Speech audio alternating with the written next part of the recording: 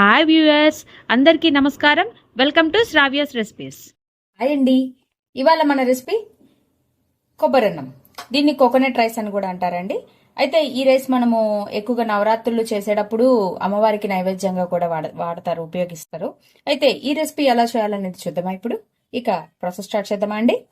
బాండి పెట్టుకొని oil పోసుకున్నానండి. Oil కొంచెం వేడెక్కింది, జీడిపప్పు వేసుకున్నాను. గోల్డ్ షేడ్ వచ్చేదాకా వేయించుకుందామండి జీడిపప్పు. ఇదిగోండి జీడిపప్పు వేగిపోయినాయి, తీసేస్తున్నానండి. ఇప్పుడు తాలింపు గింజలు వేసుకునే ముందు శనక్కాయ గుళ్ళు వేయించుకొని ముందుగా వేయించుకుందామండి. ఇప్పుడు గోల్డ్ షేడ్ వచ్చేదాకా వేయించుకొని 1 స్పూను తాలింపు గింజలు, కొంచెం పచ్చిపప్పు, ఎండుమిర్చి ఒకసారి కలుపుకుందామండి. తాలింపు గోల్డ్ షేడ్ వచ్చేదాకా వేయించుకుందాము. కొంచెం కరివేపాకు, ఇందులోనే కొంచెం ఇంగు వేసుకుందామండి. ఒకసారి మొత్తం కలుపుకుందాం. పచ్చిమిర్చి వేసుకుందామండి. స్పైసీకి తగ్గట్టు పచ్చిమిరపకాయలు వేసుకోండి. పచ్చిమిరపకాయలు వేగనిద్దామండి. కొంచెం మిరియాల పొడి వేసుకుందాం అండి. ఇట్లా దంచుతున్నాను. ఇది కొంచెం స్పైసీ ఉంటది కాబట్టి చూసుకొని వేసుకోండి, ఎక్కువ వేసుకోకండి. స్పైసీని బట్టి వేసుకోండి, తినే దాన్ని బట్టి.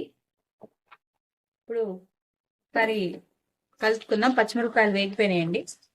మనము ఇప్పుడు ఇలా పచ్చి కొబ్బరి ఇలా తురుముకోవాలండి. మొత్తం కూడా సన్నమంట పెట్టుకొని కొబ్బరి అంతా వేసేసుకోండి.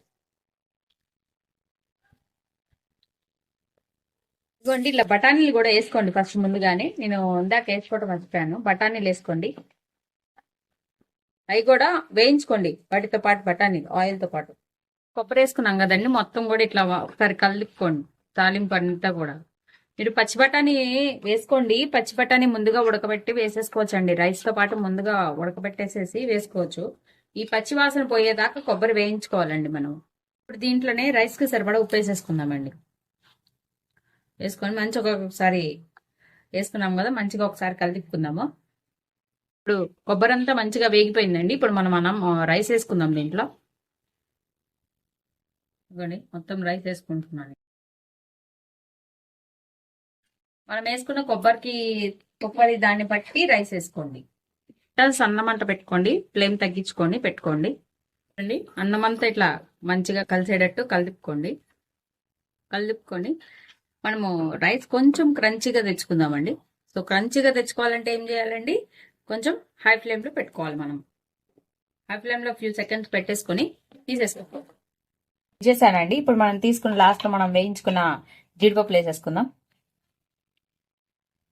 అంతే అండి, కమ్మటి కొబ్బరన్నం రెడీ అయిపోయింది.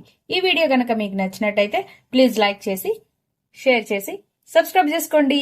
Thank you for watching Sravya's recipes.